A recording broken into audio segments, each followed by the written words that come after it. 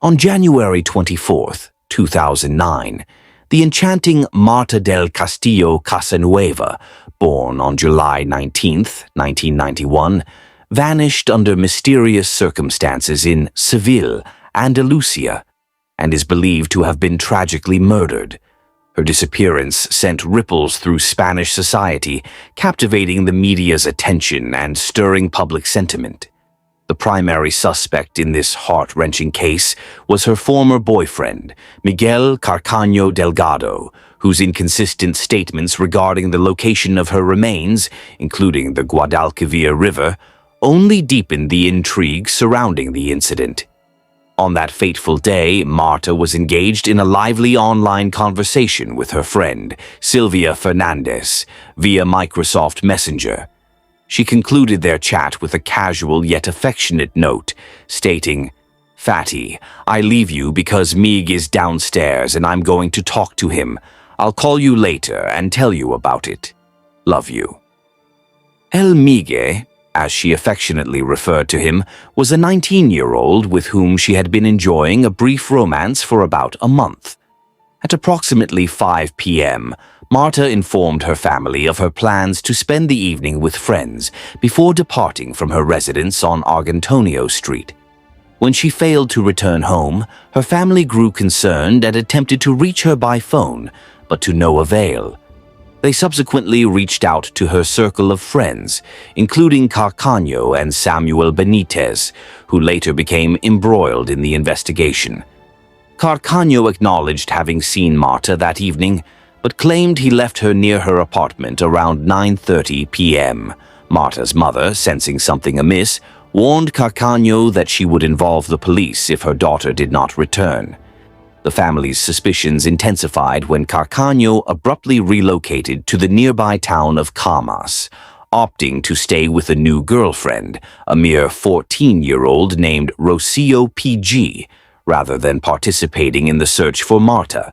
In the aftermath, Del Castillo's acquaintances embarked on a search of the Seville apartment previously inhabited by Carcano and his elder half-brother, Francisco Javier Delgado Moreno. There, they were met with an overpowering scent of bleach and ammonia. The investigation was initially undertaken by the Underage People Task Force, Grupo de Menores, of the Spanish National Police, CNP. But following Carcano's confession, it was escalated to the Homicide Task Force, Grupo de Homicidios. Despite facing relentless interrogations, Carcano initially refuted any involvement in Del Castillo's disappearance. However, a witness, PG, asserted that he had observed blood on Carcano's trousers, and forensic analysis confirmed that blood found in the lining of Carcano's jacket belonged to Del Castillo. A luminol test conducted in Carcano's former residence unveiled a significant bloodstain on the bedroom floor. Upon learning of PJ's testimony and the forensic evidence, Carcano succumbed to pressure and confessed to the murder on February 14th. In his initial account, he recounted that he had taken Del Castillo's life during a heated argument on the night of January 24th, sparked by her relationship with PG. The alleged murder weapon, a heavy ashtray, was never recovered, yet Carcano claimed it was used to strike Del Castillo on the left side of her parietal bone, resulting in her death. He further stated that he contacted a friend, Samuel Benitez Perez, from a payphone outside his apartment, seeking assistance in transporting the body to Camas. Once they arrived, Carcano and Benitez disposed of the body in the Guadalquivir River at a location known as Charco de la Pava. Despite this confession, law enforcement harbored doubts about the veracity of Carcano's account. Notably, he asserted that his moped was the vehicle used to transport the body, yet tests indicated it lacked the stability to carry 3 individuals in that area, particularly with one being deceased. On February 16th, Spanish Minister of the Interior Alfredo Pérez Rubalcaba announced the arrest of both Carcano and Benitez on charges of homicide and illegal detention. Also taken into custody were Carcano's half-brother, Delgado, and a 15-year-old companion of Carcano and Benitez, later recognized as Francisco Javier Garcia Marin. The majestic bridges spanning the Guadalquivir River in Seville served as a backdrop for an extensive search operation. Specialist groups, alongside the Military Emergencies Unit, meticulously combed the waters of the Guadalquivir from Camas to the estuary at Sanlúcar de Barrameda, deploying an impressive fleet of 22 vessels, 3 jet skis, and 2 helicopters. 13 trained scent hounds, sonar technology, and specialized underwater body retrieval equipment, graciously provided by the Dutch police, were also utilized. A resourceful engineer from Gelves designed and constructed a unique rake-like tool, specifically crafted to extract mud from the riverbed. 3 separate trials involving 50-kilogram pig carcasses were conducted. Although the bodies submerged multiple times, they ultimately surfaced and became lodged in a specific stretch of riverbank, merely 20 kilometers in length. Regrettably, no trace of Del Castillo was uncovered. The police operated under the theory that the substantial flow of the Guadalquivir in January, coupled with the 3-week interval between the murder and Carcano's confession, may have either swept the body out to sea before the search commenced or buried it beneath the river's thick mud, which can reach depths of 2 meters in certain areas. A blood-stained cloth discovered in an irrigation canal near Camas was later determined to be merely painted red upon testing. In his initial testimony, which he subsequently retracted, Garcia claimed he arrived at Carcano's apartment with Benitez, where they encountered Carcano wrapping Del Castillo's body in a blanket under Delgado's watchful eye. Delgado allegedly coerced Garcia into silence and remained at the apartment to eliminate any evidence while the other 3 disposed of the body. The police surmised that Delgado had orchestrated the post-murder strategy, drawing from Garcia's testimony and phone conversations between Carcano and Delgado during their time in remand. In one such conversation, Delgado instructed Carcano to say nothing because the police has nothing. On March 18th, during the routine reconstruction of the crime scene at the Seville apartment, Carcano astonished the police by expressing a desire to retract his earlier testimony and provide a new account. In this revised statement, he shifted the blame for the murder onto Garcia, alleging that Garcia had strangled Del Castillo in Delgado's living room while Carcano remained in the bedroom, allegedly under the influence of substances. Following the incident, he contacted Benitez, and together they disposed of the body in a dumpster located at the intersection of Leon XIII and Jorge de Montemayor streets, not far from the apartment. Carcano asserted that he had felt coerced by detectives into delivering his initial testimony. In light of this new declaration, the other 3 accused were summoned to provide fresh statements and were confronted with Carcano and one another to observe their reactions. Both Benitez and Garcia denied any involvement, asserting they had not visited the apartment on the day of the crime. Garcia's attorney dismissed Carcano's second statement as a farce, maintaining his client's innocence. Del Castillo's father, Antonio, was equally critical, accusing the suspects of intentionally misleading authorities regarding the body's location to conceal further crimes against his daughter.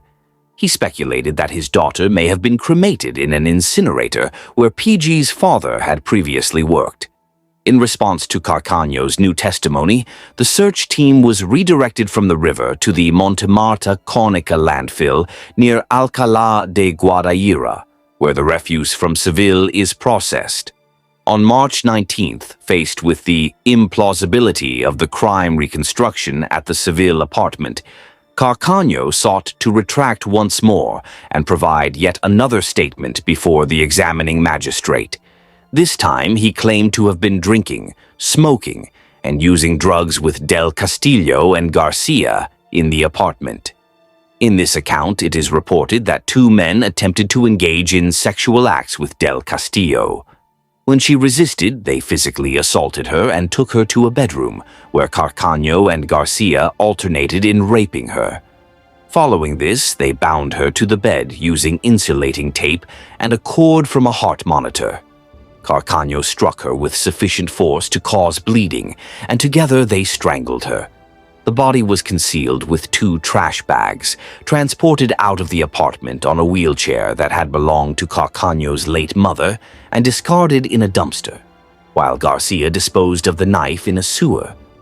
Although authorities had reservations about this narrative, it accounted for the discovery of the knife in the sewer near the apartment, the presence of Del Castillo's blood, and the DNA of both Carcano and Garcia in the bedroom. Additionally, DNA from both Carcano and Del Castillo was found on the wheelchair's handles, and a neighbor testified to having seen Carcano return to the building with the empty wheelchair. Witnesses noted that Carcano made eye contact with the magistrate for the first time during his statement, seemingly relieved after finishing. His lawyer chose to withdraw from the case at this juncture. When questioned about his accusations against Benitez and his claim of disposing of the body in the Guadalquivir, Carcano stated that he had merely relayed what the police wanted to hear. He also denied any involvement from Delgado, asserting that Delgado had left the apartment at 20:30, just 10 minutes after Carcano arrived with Del Castillo. Furthermore, Carcano refuted claims of discussing the murder with PG, which contradicted her testimony that he had confided in her everything. It was estimated that approximately 65,000 tons of waste had been deposited at the landfill between Del Castillo's disappearance and Carcano's third confession, making it very difficult to locate her remains. Over 32 days, landfill workers and law enforcement meticulously sifted through 60,000 tons of refuse, yet their efforts yielded no results. Despite their awareness of a specific location where the refuse had been discarded shortly after the murder, they were unable to uncover any human DNA in the dumpsters that Carcano had claimed were used for body disposal. Ultimately, investigators deduced that Carcano had not disposed of the body in a dumpster and theorized that he had fabricated a confession of rape, likely to secure a bench trial instead of facing a jury. On May 21st, Delgado was granted release under the stipulation that he report to the courthouse every Monday. This decision was influenced by the minimal, if any, role he played in the crime and the partial corroboration of his alibi through mobile phone tracking, which placed him en route to Carmona at 21:01. Although Delgado consistently denied any involvement, he offered to undergo a polygraph examination, a request that the magistrate declined. Following his release, Delgado publicly accused Carcano of deceit regarding his role in the incident. Benitez was released on December 10th after previously seeking release on 2 occasions, both of which were denied due to the severity of the alleged crime and concerns over potential evidence tampering. Garcia, being a minor, was confined to a juvenile detention center for the maximum duration of 9 months before transitioning to a supervised living arrangement. Initially, Garcia asserted that the trio had utilized his mother's Volkswagen Polo to transport the body from Carcano's residence to the Guadalquivir. This vehicle was cleaned shortly after Del Castillo's disappearance, yet it tested positive for blood using luminol and benzidine. Unfortunately, the blood was too degraded for DNA extraction. Additionally, police discovered DNA belonging to a man and a woman in the vehicle, neither of whom was the victim or the suspect. It was presumed to belong to Garcia's mother and her partner, both of whom declined to provide DNA samples for verification. In December, it came to light that a Renault 19 and a Ford Escort, both left abandoned since August with deflated tires and lacking license plates, were previously owned by Garcia's mother and her partner. This revelation contradicted their assertions that they possessed only the Volkswagen. The Renault had been retired and destroyed on November 27th before this discovery, yet the Ford remained available for examination. DNA samples from a male and a female, neither of whom were Del Castillo or any of the accused, were identified in the Ford. Notably, the female DNA matched that found in the Volkswagen. A pretrial hearing for the case took place on March 13, 2010. PG, who faced no charges, was on the stand for an hour and a half. She recounted that Carcano had confided in her about disposing of Del Castillo's body in a wooded area near Camas. Previously, she had asserted that he buried the body in a ditch approximately 600 meters from this new site, which had led to 2 unsuccessful searches in that vicinity. Furthermore, she testified that Carcano had not been present at her residence on the night of the crime, contrary to his claims, as he had left his cell phone behind, which accounted for the tracking data indicating his presence in Camas at the time of the disappearance. When asked about a threatening call she received during the investigation, PG denied identifying Delgado as the caller, explaining that she had only recognized his voice among several anonymous recordings presented to her by the police. Journalists speculated that this clarification stemmed from PG's feelings of intimidation after Delgado filed a lawsuit against her for perjury in the week leading up to the hearing. Nonetheless, PG undermined her credibility as a witness when she casually admitted to having lied to the police, stating, "If I lie to police, I can lie to anyone." Additionally, PG's mother and grandmother provided testimony regarding their 3-week cohabitation with Carcano in the family home. After her testimony, PG passed by Carcano and experienced a panic attack, while Carcano opted not to provide a new statement.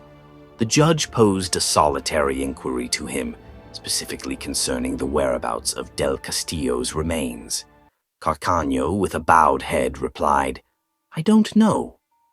The final witness to take the stand was Garcia's mother, who asserted that her son had no access to her vehicle as she retained the sole key.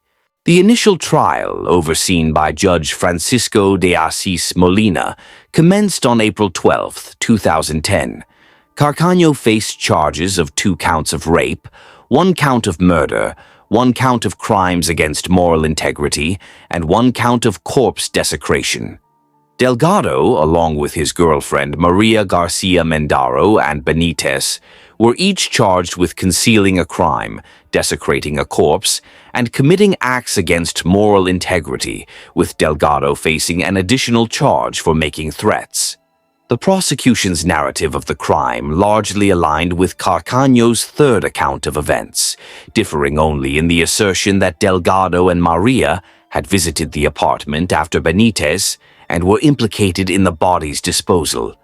Garcia was identified as one of the principal offenders, slated for a separate trial in juvenile court. The prosecution sought a sentence of 52 years for Carcano, 8 years for Delgado, and 5 years for Benitez. Additionally, they requested that all 4 adults bear the costs of the unsuccessful search for the body and compensate Del Castillo's parents with €160,000, along with €30,000 for each of her sisters. Furthermore, Benitez was to maintain a distance from Del Castillo's family and refrain from any contact for 6 years following his release.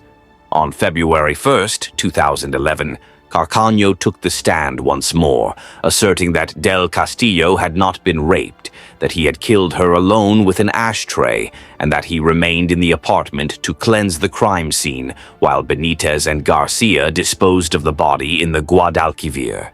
On October 18th, he further revealed that he had wrongfully accused Garcia out of spite for implicating Delgado in the murder, clarifying that Benitez and Garcia did not arrive until after the murder had transpired. Delgado asserted that he departed the apartment without ever encountering Del Castillo or being aware of her relationship with his half-brother.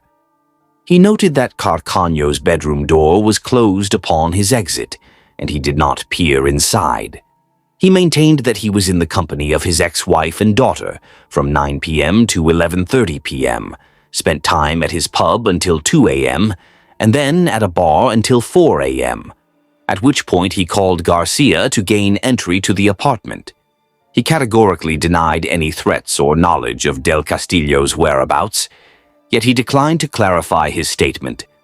"There is nothing to look for," made in the wake of her disappearance. Maria testified that she sought Delgado's permission to study in his apartment and arrived there after dropping him off at his pub around 11:50 p.m. She claimed to have never seen Del Castillo or her remains, although she did mention detecting an unusual odor emanating from behind the closed door of Carcano's room, a statement she later retracted.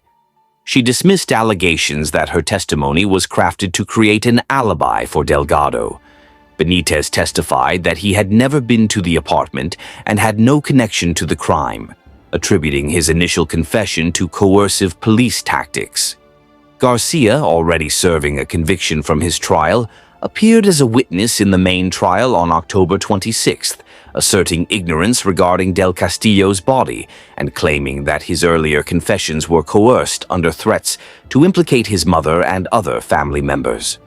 On November 3rd, PG testified that Carcano had confided in her about the murder of Del Castillo, detailing how he and Delgado had cleaned the crime scene, disposed of the body alongside two others in a wooded area near Camas, and entered her residence through a window in the early hours. She attributed discrepancies in her prior accounts to threats she had received. PG's mother corroborated that Carcano was responsible for Del Castillo's murder, but claimed he had no role in the disposal of the body, explaining her daughter's inconsistencies as stemming from a combination of fear and affection for Carcano. The initial testimony from PG's grandmother, who had passed away before the commencement of the trial, was revisited. It revealed that she had laundered Carcano's garments that morning and observed nothing unusual. Antonio T.D., a bartender employed near Carcano's residence, recounted witnessing two slender figures clad in hoodies maneuvering a wheelchair laden with a sizable package towards the dumpsters around 2 o'clock, only to return with the wheelchair vacant. Delgado's former spouse provided evidence that he was in her company along with their daughter from 21:15 to 23:30. On November 14th, a taxi driver emerged unexpectedly as a witness for the prosecution, asserting that he had transported Delgado to the apartment in the early hours of the morning, thereby contradicting the accounts given by both Delgado and Maria. When questioned about his delay in coming forward until the preceding week, he explained that he had not recognized the significance of his testimony until that moment. Garcia's father testified that he had sent his son home early. Although he did not verify his presence as he was at work, his wife did. Garcia's mother stated that she returned home at 1:30 and found her son asleep in his room. Her testimony sparked controversy, as she had persistently sought to postpone or cancel her court appearance due to illness, yet had been interviewed the previous week on Telecinco's popular talk show La Noria, for which the network had compensated her. This led to a viewer boycott against Telecinco, resulting in all sponsors withdrawing from the show, which ultimately forced the program into an early morning slot before its eventual cancellation. On January 16, 2012, Carcano received a 20-year prison sentence and was ordered to pay Del Castillo's parents and sisters a sum of €340,000 for the murder, while he was acquitted of all other charges. All other defendants were exonerated of all accusations due to insufficient evidence. The statement indicated that Carcano had disposed of the body with the assistance of Garcia, who had been convicted in his trial, along with a third, unidentified individual. However, the evidence linking this individual to Benitez was considered inadequate.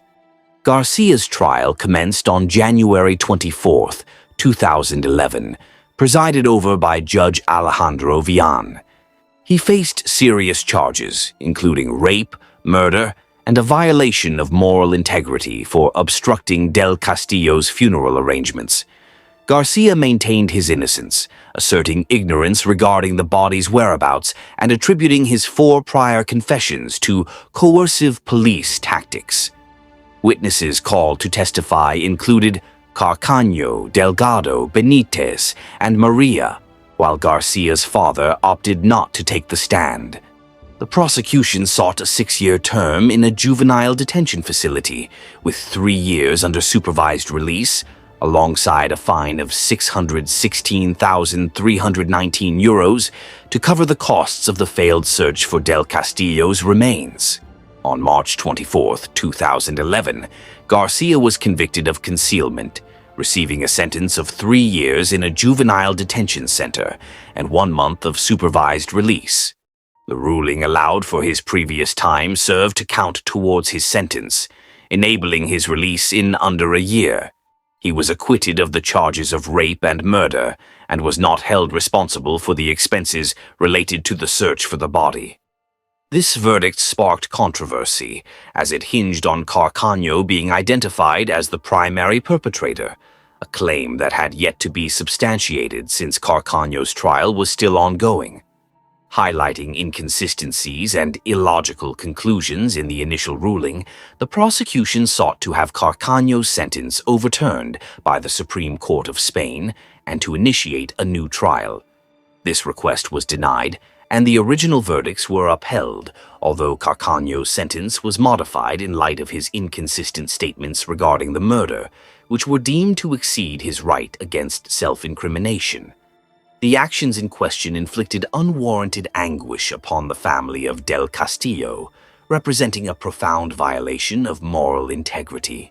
Consequently, Carcano faced an additional sentence of 1 year and 3 months in prison, alongside a hefty fine amounting to €616,319.27, reflecting the costs of the futile search efforts. In a startling turn of events in 2013, Carcano alleged to the authorities that Delgado was the sole perpetrator of Del Castillo's murder. This marked his 6th account, wherein he claimed that Delgado, armed with his security guard's weapon, assaulted Del Castillo after she attempted to intervene in a dispute between the half-brothers.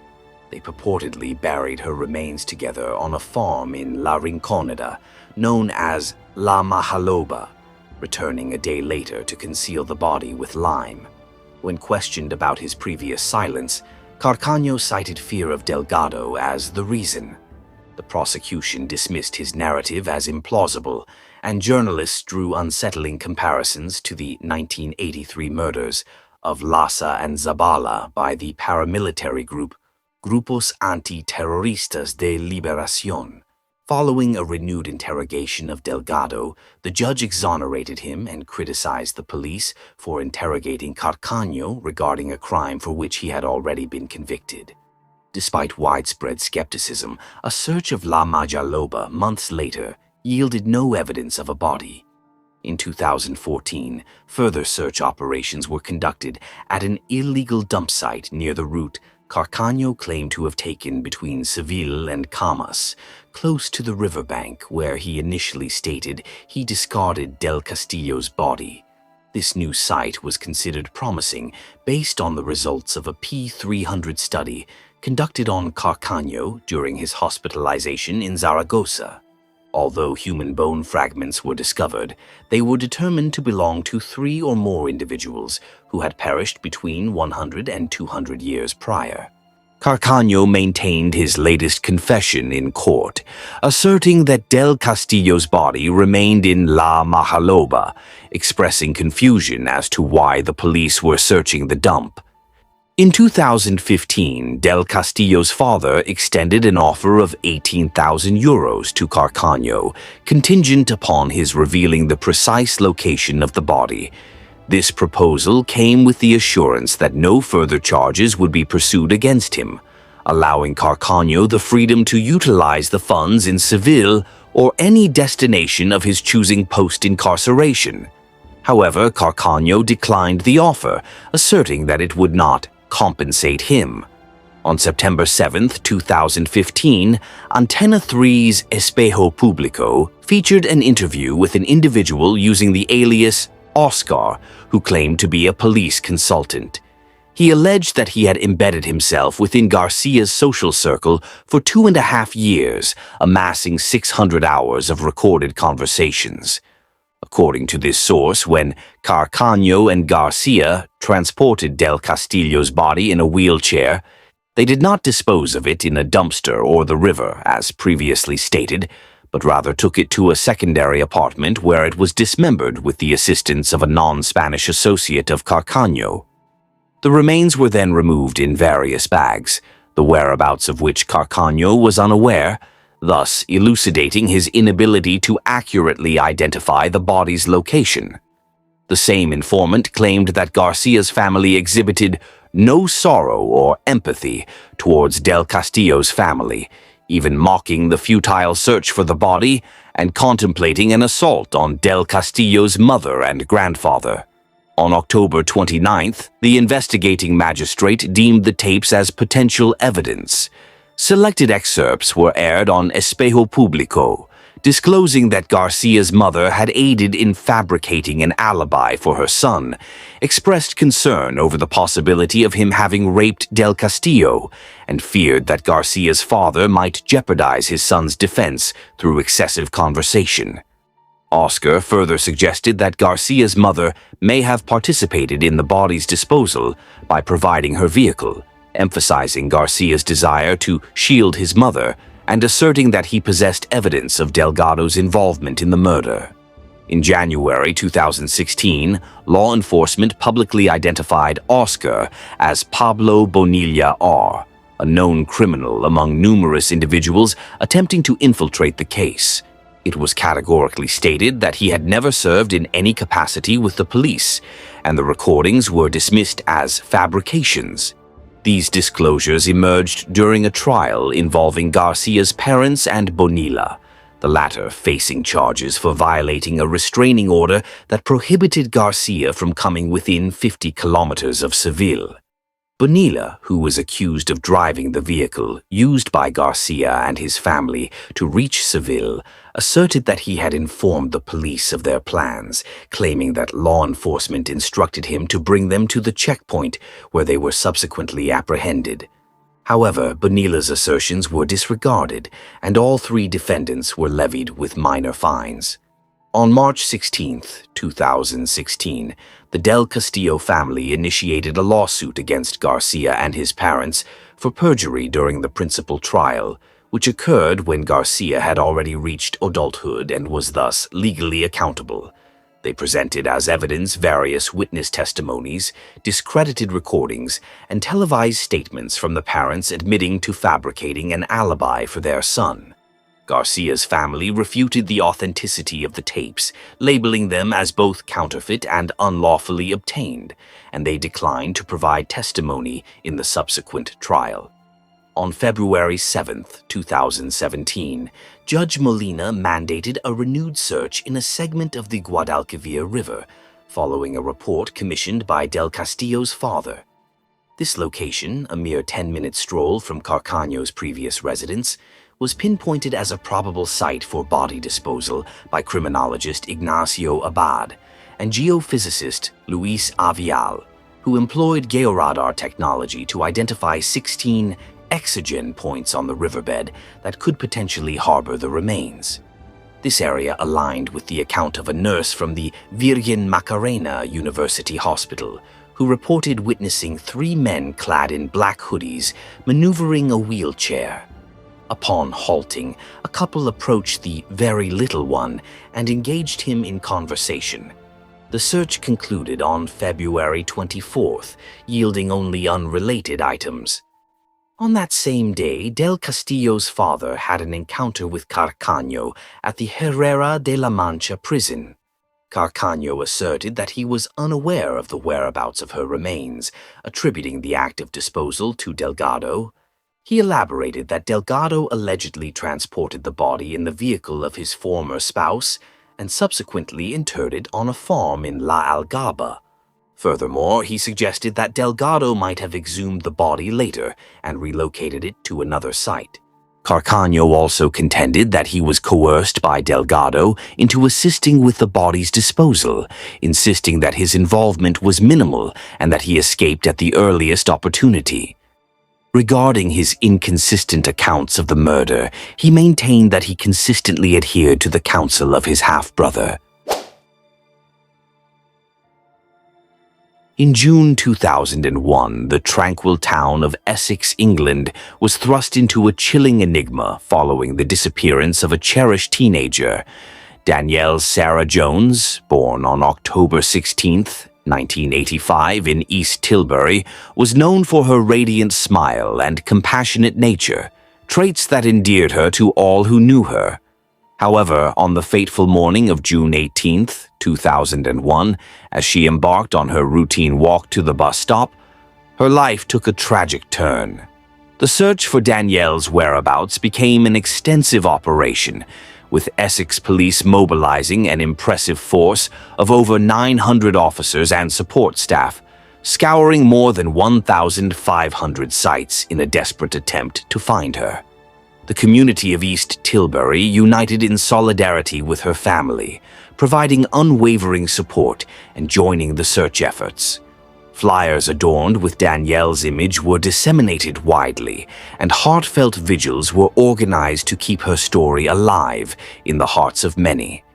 As the investigation unfolded, attention turned to Stuart Campbell, Danielle's uncle, who was arrested just 5 days after her disappearance on June 23rd. The authorities faced a daunting dilemma: to act on their growing suspicions or to continue the search, clinging to the hope that Danielle might still be alive. The detectives grappled with the delicate balance between ensuring her safety and the potential risks posed by Campbell.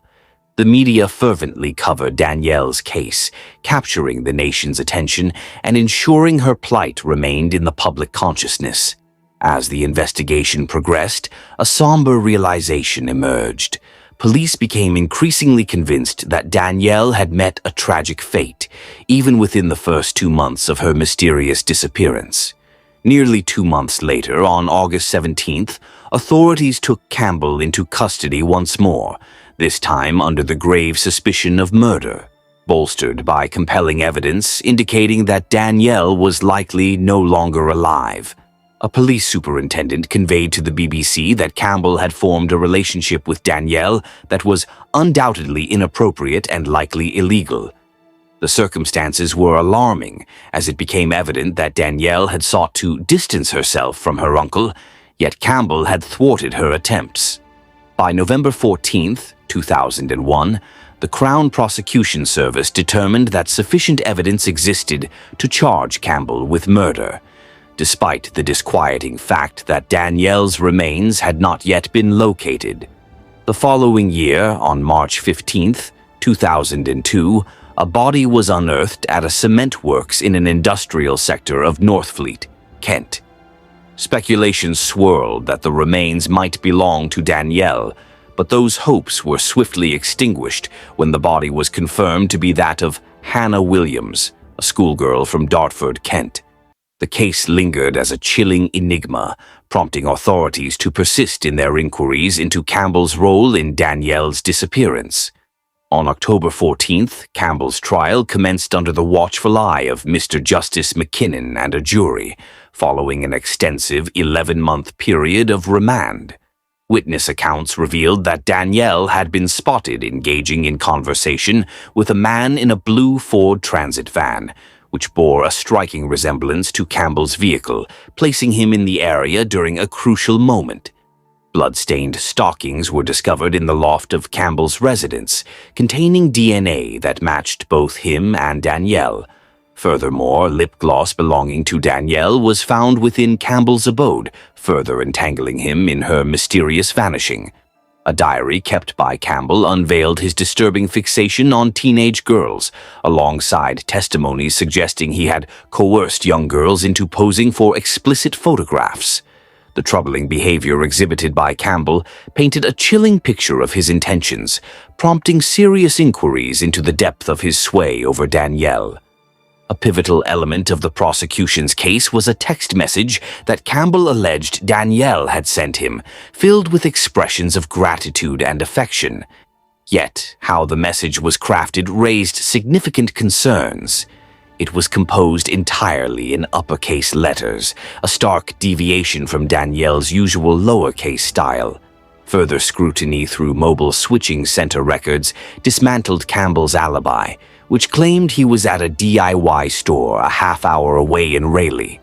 The records revealed that both Campbell's and Danielle's phones were linked to the same mobile phone mast around the time the purported text was sent, casting considerable doubt on his assertions. Forensic analysis of the message's authorship suggested that Campbell had likely penned the text himself, utilizing Danielle's phone in a desperate attempt to create a false narrative of her continued existence. This revelation bolstered the prosecution's case against Campbell, reinforcing the conviction that he bore responsibility for Danielle's tragic fate. On December 19, 2002, Stuart Campbell was convicted on both counts, murder and abduction. Mr. Justice McKinnon sentenced him to life imprisonment for the murder of Danielle Jones, a sentence to be served concurrently with a 10-year term for abduction. Following the verdict, the High Court decreed that Campbell must serve a minimum of 20 years before being eligible for parole, effectively ensuring his incarceration until at least November 2022, when he would be 64 years old. This decision elicited mixed feelings from the public and Danielle's family, who struggled with the possibility of Campbell's eventual release. In January 2023, the parole board rendered a crucial decision, denying Campbell's parole request. This ruling offered a sense of relief to those who had closely followed the case. Although Danielle's remains were never recovered, the evidence secured Campbell's life sentence.